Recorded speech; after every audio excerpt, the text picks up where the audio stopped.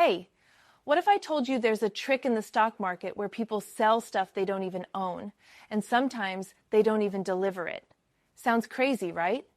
Well, buckle up, because today we're diving into naked short selling and failures to deliver, or FTDs, and how they turned GameStop into a Wall Street battlefield. Stick around to find out how this sneaky move works, why it ticked off so many people, and what it means for stocks like GameStop. Hit that like button if you're ready to unravel this wild ride. All right, let's break it down with a simple story. Imagine you're at a toy store and you think this shiny new robot toy is about to tank in value. Maybe it breaks too easily. You don't own the toy, but you tell a friend, "Hey, I'll sell you this robot for $10. I'll get it to you in a few days." Your friend says, "Deal."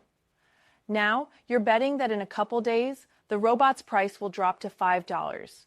You'll buy it cheap, hand it over, and pocket the $5 difference. Smooth, right? That's basically naked short selling.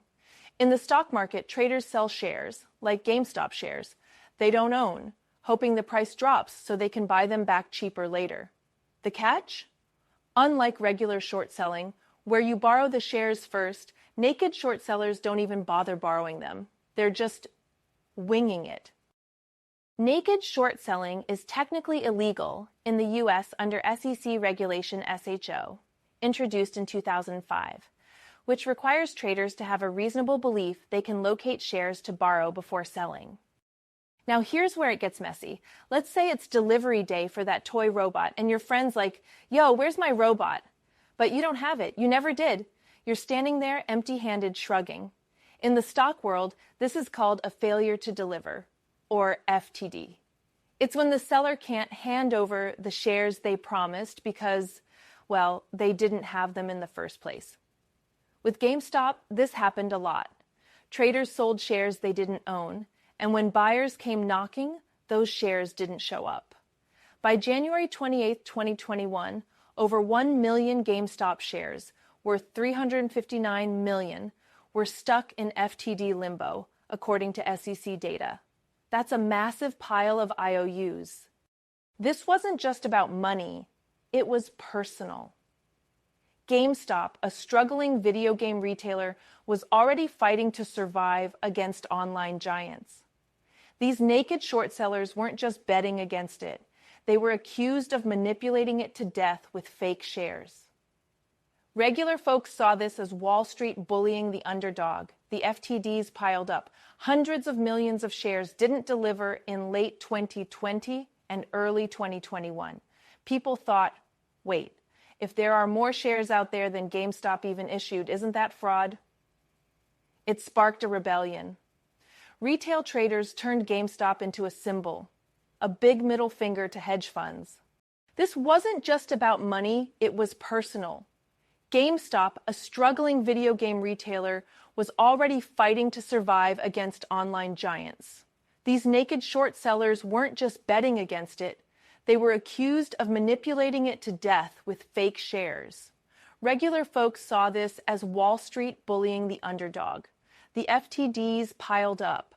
Hundreds of millions of shares didn't deliver in late 2020 and early 2021. People thought, wait, if there are more shares out there than GameStop even issued, isn't that fraud? It sparked a rebellion. Retail traders turned GameStop into a symbol, a big middle finger to hedge funds. And when the price spiked, it wasn't just a win, it was revenge. Let's boil it down. Naked short selling is like selling a promise you might not keep. Step 1, sell shares you don't have. Step 2, hope the price crashes. Step 3, buy back cheap and deliver. Profit. But if you can't deliver, that's an FTD. And if the price rises instead, like with GameStop, you're toast. The crazy part? Even though it's illegal, loopholes let it happen.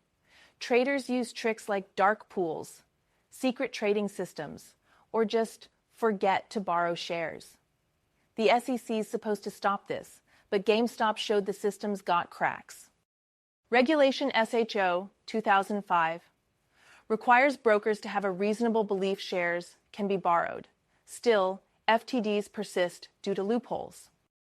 So, naked short selling and FTDs, it's a high-stakes gamble that can rig the game until the little guys fight back. GameStop wasn't just a fluke, it exposed how wild the stock market can get. What do you think? Fair play or foul? Drop your thoughts in the comments, and if you want more stock market madness, subscribe and ring that bell.